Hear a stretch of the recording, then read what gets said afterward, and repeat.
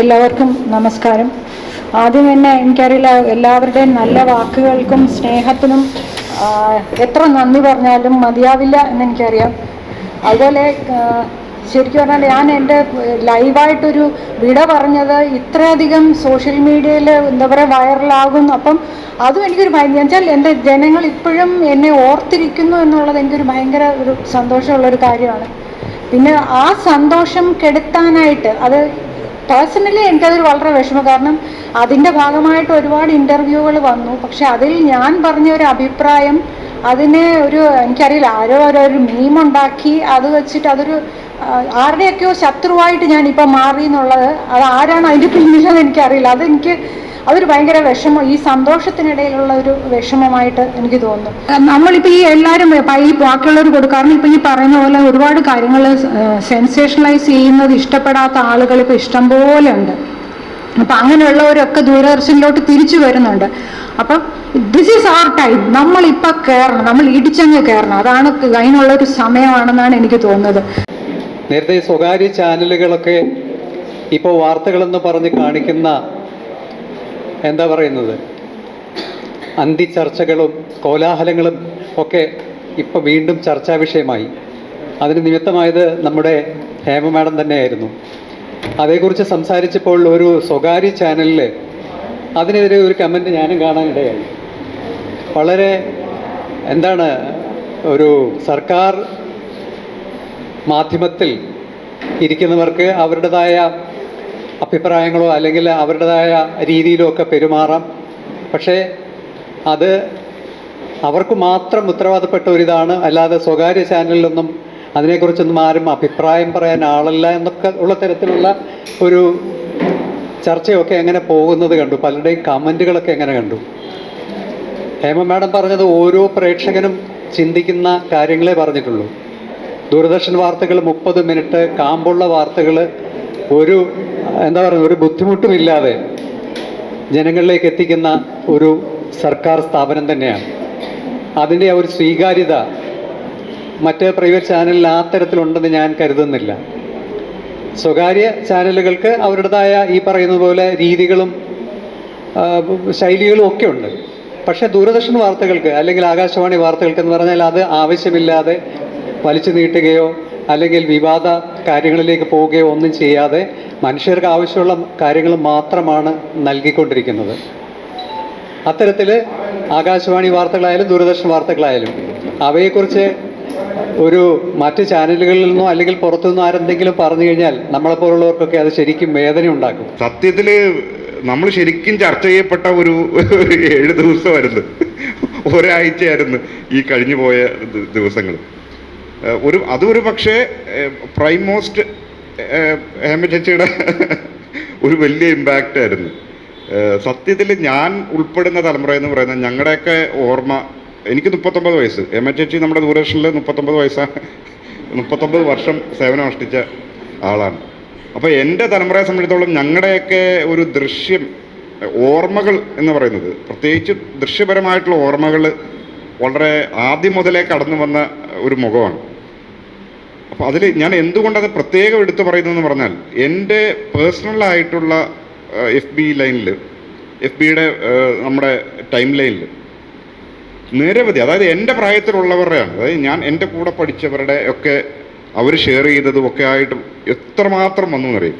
ഞാനപ്പോൾ അതിങ്ങനെ ഞെട്ടിയിരിക്കുകയാണ്. നമ്മൾ അത്രയധികം ഇമ്പാക്റ്റ് സത്യം പറഞ്ഞാൽ ഹേമ ചേച്ചിയുടെ മുഖത്തിന്, സംസാരത്തിന് മലയാളത്തിൻ്റെ ചരിത്രത്തിലുണ്ട്. അത് ഒരു പക്ഷേ നമ്മുടെയൊക്കെ ദൃശ്യ ചരിത്രം എന്നൊരു സംഗതി നമ്മൾ പലപ്പോഴും ചരിത്രപരമായിട്ട് ചരിത്രബോധത്തിലുമൊക്കെ പിന്നാക്കമുള്ള ഒരു ജനതയാണ്. പക്ഷെ ദൃശ്യമാധ്യമ ചരിത്രത്തിൽ ഒരു സവിശേഷമായ സ്ഥാനം നേടിയ മാഡമാണ്. എന്തായാലും അതൊരു വലിയൊരു ഒരു പിന്നീട് മാഡം പറഞ്ഞ ചില ഇൻ്റർവ്യൂകളിൽ കൊടുത്ത അല്ലെങ്കിൽ ചില നിരീക്ഷണങ്ങൾ പിന്നീട് വലിയ വലിയ ചർച്ചകളിലേക്ക് ഒക്കെ പോകാൻ ഇടവന്നിട്ടുണ്ട്. എന്തായാലും അവസാനത്തെ 31-ന് മാഡം വാർത്ത വായിക്കാൻ സമ്മതിച്ചതും വളരെയധികം ഞങ്ങൾ കടപ്പെട്ടിരിക്കുന്നു. ഞാനന്ന് റിക്വസ്റ്റ് ചെയ്തപ്പോൾ മാഡം എഗ്രി ചെയ്തു. അത് തന്നെ ഒരു വലിയ ഭാഗ്യമായിട്ട് ഞാൻ കരുതുകയാണ്. ആണോ? അങ്ങനെ ഉണ്ടായിരുന്നോ? ഓ, അത് മാറ്റിയെടുത്തിട്ടാണ്. എന്തായാലും അപ്പൊ പിന്നെ ഹേമ ചേച്ചി സത്യം പറഞ്ഞാൽ എനിക്ക് ആർണിവിനെ സംബന്ധിച്ചുള്ള പേഴ്സണലി വലിയ നഷ്ടമാണ്. കാരണം ഞങ്ങളുടെ എന്തൊരാവശ്യമുണ്ടെങ്കിലും ആദ്യം വിളിക്കുക, ഹേമ ചേച്ചി വരാമല്ലോ അല്ലേ എന്ന് ചോദിച്ചാൽ അപ്പം തന്നെ എത്തുന്ന നമ്മുടെ ഏറ്റവും പ്രിയപ്പെട്ട എഡിറ്ററാണ്.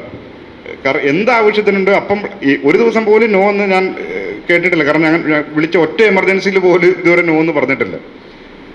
ഇനിയിപ്പോൾ അങ്ങനെ ആരും ഇല്ല. അതാണ് വലിയ പ്രശ്നം. കാരണം ബാക്കിയുള്ള നമ്മുടെ ആൾക്കാരെല്ലാം ദൂരദേശങ്ങളുള്ളവരാണ്. ഇനിയിപ്പോൾ എന്ത് ചെയ്യുമെന്നൊരു പിടുത്തവും കിട്ടുന്നില്ല. എന്തായാലും മുന്നോട്ട് പോയാൽ പറ്റൂ. ഒപ്പം ഹേമചേച്ചിയുടെ ഒരു വർക്കിംഗ് സ്റ്റൈല് ഒന്നും പറയും. ഇതുവരെ അങ്ങനെ ആരെയും ദേഷ്യപ്പെട്ട് ന്യൂസ് റൂമിൽ സംസാരിച്ചിട്ടില്ല. ഞാൻ പലപ്പോഴും ഹേമചേച്ചിയോട് ചെയ്തിട്ടുണ്ട്, ഒന്ന് ദേഷ്യപ്പെടാ കേട്ടോ എന്നൊക്കെ ഞാൻ പറഞ്ഞിട്ടുണ്ട്. പക്ഷെ ഇന്നേ വരെ ആരോടും ദേഷ്യപ്പെട്ട് ന്യൂസ് റൂമിൽ സംസാരിച്ചിട്ടില്ല. പിന്നെ ചിലരെക്കുറിച്ചുള്ള ഫീഡ്ബാക്ക് വളരെ ഒബ്ജക്റ്റീവായിട്ട് എന്നോട് പറയുമായിരുന്നു. അത് ഞാൻ ശ്രദ്ധാപൂർവം കേട്ട് അതിനുള്ള കാര്യങ്ങൾ എടുത്തിട്ടുമുണ്ട്. ഞാൻ 1992 ദൂരദർശനിൽ ജോയിൻ ചെയ്തത്. ദൂരദർശൻ്റെ സുവർണ കാലത്തിലാണ് ഞാൻ ഈ ദൂരദർശനിൽ വന്നത്. ഹേമ ചേച്ചി ഉൾപ്പെടെ വലിയൊരു താരനിര തന്നെ ഇവിടെ ന്യൂസിലും അനൗൺസ്മെൻറ്റിലും ഉണ്ടായിരുന്നു. അങ്ങനെ അതിൻ്റെ ആദ്യകാലത്തുള്ള എല്ലാ കാര്യങ്ങളും കാണുകയും അനുഭവിക്കുകയും അവർക്ക് പ്രേക്ഷക സമൂഹം നൽകുന്ന സ്നേഹവും ആദരവും ഒക്കെ തിരിച്ചറിയാൻ സാധിക്കുകയും ചെയ്തിട്ടുള്ള ഒരാളാണ്. എന്തായാലും ഈ 60 വയസ്സിൻ്റെ ഒരു വിഷയം ഉണ്ടായതുകൊണ്ട് അവർക്ക് ഇവിടുന്ന് പടിയിറങ്ങേണ്ടി വന്നു. 60 വയസ്സിന് മുകളിലുള്ള അളകനന്ദ ഏഷ്യാനെറ്റിൽ ഇപ്പോഴും വാർത്ത വായിക്കുന്നുണ്ട്. എങ്കിലും ഈ യാത്രയപ്പ് ചടങ്ങിൽ അവർക്ക് എൻ്റെ ഹൃദയം നിറഞ്ഞ സ്നേഹാശംസകൾ അറിയിക്കുന്നു. 1989 സെപ്റ്റംബർ മാസം 2-ാം തീയതി ആണ് ഞാൻ ആദ്യമായി ദൂരദർശനിൽ വരുന്നത്. ദൂരദർശൻ്റെ കവാടത്തിൽ ആ ഫ്രണ്ടിലത്ത് 2ാമത്തെ കസേരയിൽ എനിക്ക് ഇരിപ്പിടം കിട്ടി. മറ്റൊന്നിനുമല്ല വന്നത്, ഞാൻ ഇൻ്റർവ്യൂവിന് വേണ്ടി വന്നത്. റിട്ടേൺ ടെസ്റ്റ് എഴുതി ഇൻ്റർവ്യൂവിന് വേണ്ടി വന്നേ. അതൊരു ഒരു ഉച്ചയോടുകൂടിയൊക്കെ ഞാൻ ഇങ്ങനെ ഇരിക്കുമ്പോൾ നമ്മുടെ ഹേമലത മേഡം ഇങ്ങനെ കടന്നു പോകുന്നു. വളരെ അതിശയത്തോടു കൂടി. ഞാൻ പ്രത്യേകിച്ച് ഒരു ഗ്രാമത്തിൽ നിന്ന് വന്ന് അന്ന് താരപരിവേഷമുള്ള കണ്ടിട്ട് ഞാൻ പെട്ടെന്ന് ഒരു മാനസികമായിട്ട് ശരീരമായിട്ട് ഭയങ്കര ഒരു സന്തോഷം എനിക്ക് ഫീൽ ചെയ്തു. ഇതിൻ്റെ തൊട്ട് പിറകിലായിട്ട് പിന്നിലായിട്ട് വന്നത് അന്നത്തെ കേരളത്തിൽ അറിയപ്പെടുന്ന, ഇപ്പോഴും അറിയപ്പെടുന്ന എന്തുകൊണ്ട് അങ്ങോട്ട് എല്ലാവരുടെയും ആരാധ്യനായിരുന്ന AK ആൻ്റണി. അദ്ദേഹം ഒരു കതറൊക്കെ കീറിയ കതറുമൊക്കെ ഇട്ട് ഇതിൻ്റെ തൊട്ട് പുറകെ 3-4 പേരുമായിട്ട് ഇങ്ങനെ കടന്നു വരികയാണ്. അന്നേരം ഞാനൊരു വിദ്യാർത്ഥി പ്രസ്ഥാനത്തിലൂടെ കടന്നു വന്ന ഒരാളാണ്. അന്നേരം ഇദ്ദേഹത്തിനെ കണ്ടപ്പോൾ എൻ്റെ കൺട്രോൾ പോയി. ഞാൻ പതുക്കനെ ചാടി ഇന്നിട്ട് കൈ കൂട്ടി. അദ്ദേഹം എൻ്റെ അടുത്ത് എന്നെ ഇങ്ങനെ ഓരോട് പിടിച്ച് ഇങ്ങനെ കൊണ്ടുവന്ന് കുറച്ച് അപ്പുറത്തോട്ട് മാറ്റി നിർത്തി കാര്യങ്ങളൊക്കെ ചോദിച്ചു, സംസാരിച്ചു. അതിനുശേഷം അദ്ദേഹം ഇടയ്ക്ക് കണ്ണ് പുള്ളിയുടെ ഹേമലത മേഡത്തിൻ്റെ കണ്ണിലോട്ട് പോവുകയാണ്. ഇങ്ങനെ ഇടയ്ക്കിടയ്ക്ക് അങ്ങോട്ടാണ്. അന്നേരം അത്രമാത്രം ആ കാലയളവിൽ ആദരവോടുകൂടി അല്ലെങ്കിൽ വർഷിപ്പോടുകൂടി കണ്ടിരുന്ന ഒരു പേഴ്സണാലിറ്റിയാണ് ഹേമലത മേഡം എന്നാണ് എനിക്ക് തോന്നിയിട്ടുള്ളത്. പിന്നെ അതിനുശേഷം ഞാൻ 92 പോസ്റ്റിംഗ് കിട്ടുന്നത്. ഇവിടെ വന്നത് സ്റ്റുഡിയോയിലാണ് നമ്മുടെ പോസ്റ്റിംഗ്. അന്നേരം ഹെഡ്സെറ്റൊക്കെ വെച്ച് ഇവരുടെ ഓരം എന്ന് പറഞ്ഞാൽ 1-2 മീറ്റർ വ്യത്യാസത്തിലാണ് നമ്മൾ ഇങ്ങനെ ഹെഡ്സെറ്റ് വെച്ചിരിക്കുന്നത്. അന്നേരം ആ തുടർന്നുള്ള ആ ബന്ധം ഈ ഈ കാലയളവ് അവസാനത്തെ ന്യൂസിൻ്റെ ആ ദിവസം വരെ എനിക്ക് അവരോട് വർക്ക് ചെയ്യാൻ പറ്റി എന്നുള്ളൊരു സന്തോഷത്തോടും കൃതാർത്ഥതയോടും ഞാൻ കാണുകയാണ്. അതിനുപരി എനിക്ക് ഏറ്റവും കൂടുതൽ ഫീൽ ചെയ്തിട്ടുള്ളത് ഒരു കാര്യം പറയാതിരിക്കാൻ നിവൃത്തിയില്ല. ഇത്രയും കാലത്തിനിടയ്ക്ക് നിരന്തരം നമ്മൾ വർക്ക് ചെയ്യുകയോ സഹകരിക്കുകയോ ഒക്കെ ചെയ്തിട്ടുണ്ടെങ്കിലും ഒരിക്കൽ പോലും അസ്വാരസ്യമായിട്ടൊന്നും നോക്കുകയോ സംസാരിക്കുകയോ പ്രതികരിക്കുകയോ ചെയ്യാത്ത ഒരു ന്യൂസ് റീഡറാണ്. നമ്മൾ പല ന്യൂസ് റീഡർമാരുമായിട്ട് വർക്ക് ചെയ്തിട്ടുണ്ട്. പക്ഷേ ചില ദിവസം ചില ന്യൂസ് റീഡറൊക്കെ ഡെയിലി 3 പ്രാവശ്യം നമ്മുടെ അടുത്ത് പ്രകോപിതരായി സംസാരിച്ചിട്ട് പോകുന്നവരുണ്ട്. നമ്മളത് വളരെ സന്തോഷത്തോടും അങ്ങോട്ട് ചിരിയോടും ഒക്കെ കാണുന്നതാണ്. പക്ഷേ ഇത്രയും കാലം വർക്ക് ചെയ്തിട്ട് നമ്മൾ ഒരുപക്ഷെ നമ്മുടെ ഭാഗത്ത് വീഴ്ച ഉണ്ടാകും, നമ്മുടെ ഭാഗത്ത് തെറ്റുണ്ടാകും. പക്ഷേ അവരുടെ ഭാഗത്തിൽ ഇതിനൊന്നും പ്രതികരിക്കുകയില്ല. മാക്സിമം ഒന്ന് ചിരിച്ച് എന്ന് പറഞ്ഞങ്ങ് പോകും. അത് ഒരു വലിയൊരു അനുഭവമാണ്. അത് വേറെ ഒരാളിൽ നിന്ന് നമുക്ക് ഇന്നേ വരെ കിട്ടിയിട്ടില്ല. പിന്നെ അന്നേരം മാഡത്തിന് എല്ലാവിധമായ ഭാവുകങ്ങളും ഞാൻ നേരുകയാണ്. അറിയാലോ, ഇപ്പോൾ ഒരു വർഷം തികഞ്ഞു. കഴിഞ്ഞ ജനുവരി 5-ന് ഒരു വർഷമായി. അപ്പോൾ നിങ്ങളെല്ലാവരിലും തന്നെ ഏറ്റവും ജൂനിയറാണെന്ന് വേണമെങ്കിൽ പറയാം.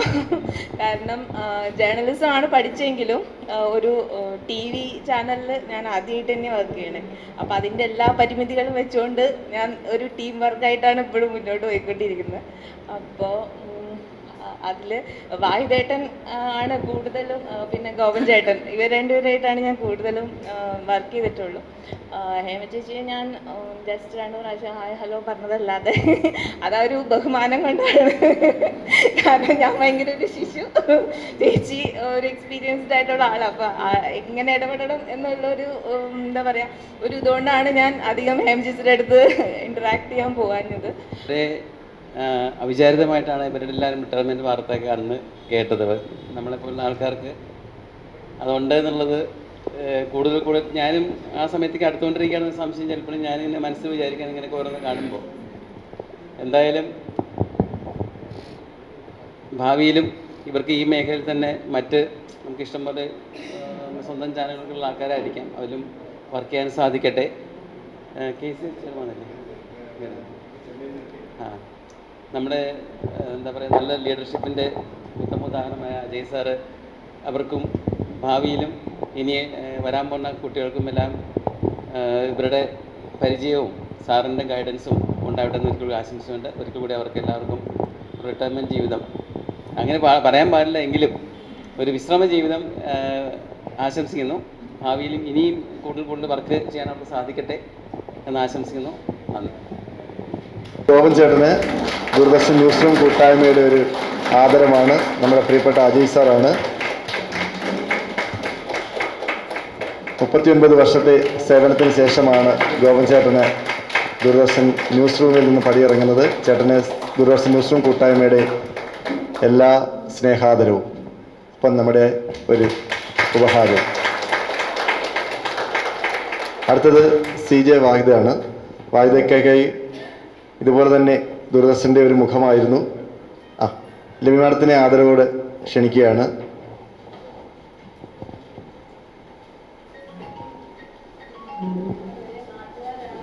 തീർച്ചയായിട്ടും അതെ അതെ, ആലപ്പുഴ ജില്ലയുടെ അഭിമാന താരങ്ങളാണ്. അതെ അതെ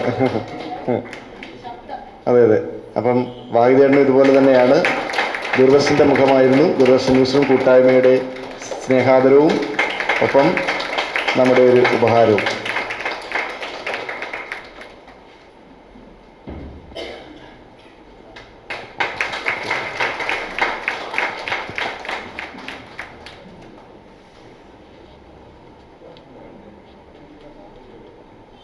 അടുത്തത് നമ്മുടെ ഹേമ ചേച്ചിയാണ്. നമ്മളേറെ ആരാധിക്കുകയും ബഹുമാനിക്കുകയൊക്കെ ചെയ്യുന്ന ഹേമ ചേച്ചിക്ക് ന്യൂസ് റൂം കൂട്ടായ്മയുടെ ഒരു ആദരവാണ്. നമ്മുടെ പ്രിയപ്പെട്ട അജയ് സാറാണ് പൊന്നാട അണിച്ച് ആദരിക്കുന്നത്. ശരിക്കും കുടുംബത്തിൽ നിന്ന് കിട്ടുന്ന ഏറ്റവും വലിയൊരു അംഗീകാരമാണ്. ലവിനാടും നമ്മുടെ ഉപഹാരം സമർപ്പിക്കുന്നു. ന്യൂസ് റൂം കൂട്ടായ്മയുടെ സ്നേഹാദരമാണ്. ഒപ്പം ന്യൂസ് റൂം കൂട്ടായ്മയുടെ ഒരു ഉപഹാരവും ഹേമ ചേച്ചിക്ക് സമ്മാനിക്കുകയാണ്. ഒരുപാട് സന്തോഷമുണ്ട്. ഞങ്ങളുടെയൊക്കെ മനസ്സുകളിൽ നിറഞ്ഞ ഒരുപാട് കാര്യങ്ങൾ പറയണമെന്നുണ്ട്. പക്ഷേ